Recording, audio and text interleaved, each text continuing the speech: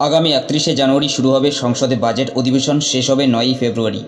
২০২৪-২৫ অর্থবর্ষের নতুন বাজেট পেশ হতে চলেছে আগামী ৩১শে জানুয়ারির পর। তো এই নতুন বাজেটে কি নতুন ঘোষণা হতে পারে এ বিষয়ে একটি আপডেট চলে এসেছে। বিস্তারিত জেনে নেওয়ার চেষ্টা করছি, ভিডিওটি প্রথম থেকে শেষ পর্যন্ত কন্টিনিউ করুন। অনস্ক্রিন দেখুন, এই সংক্রান্ত আপডেটে বলা হয়েছে দ্বিতীয় মোদী সরকারের শেষ বাজেট ইউনিয়ন বাজেট পেশ হবে আগামী ১লা ফেব্রুয়ারি। আগামী ৩১শে জানুয়ারি শুরু হবে সংসদে বাজেট অধিবেশন, শেষ হবে ৯ই ফেব্রুয়ারি। অধিবেশনের দ্বিতীয় দিন বাজেট পেশ হবে, তারপর এক সপ্তাহ সেটা নিয়ে আলোচনা। কেন্দ্রীয় সরকার সূত্রে খবর, ৩১শে জানুয়ারি অর্থাৎ অধিবেশন শুরুর দিন ২ কক্ষের যৌথ অধিবেশনে ভাষণ দেবেন রাষ্ট্রপতি দ্রৌপদী মুর্মু। ১ তারিখ বাজেট পেশ করবেন অর্থমন্ত্রী। সংক্ষিপ্ত অধিবেশন হওয়ায় বড় কোনো বিল এবার পেশ করবেন না সরকার। তাছাড়া এখনও সংসদের ২ কক্ষ থেকে ১৪৬ জন সাংসদ সাসপেন্ড হয়ে আছেন। অধিবেশনের আগে তাদের সাসপেনশন নিয়ে কোনো সিদ্ধান্ত নেওয়া হয় নাকি সেটাও দেখার। তাছাড়াও দেখুন, এখানে বলা হচ্ছে চলতি বছরই লোকসভা ভোট, তাই এবার পূর্ণাঙ্গ বাজেট পেশের সুযোগ পাচ্ছে না কেন্দ্রের নরেন্দ্র মোদী সরকার। এবারে ৩ মাসের জন্য ভোট অন অ্যাকাউন্ট পেশ করা হবে।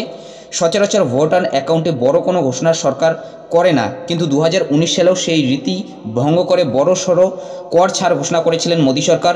২০২৪ সালেও তার ব্যতিক্রম হবে না।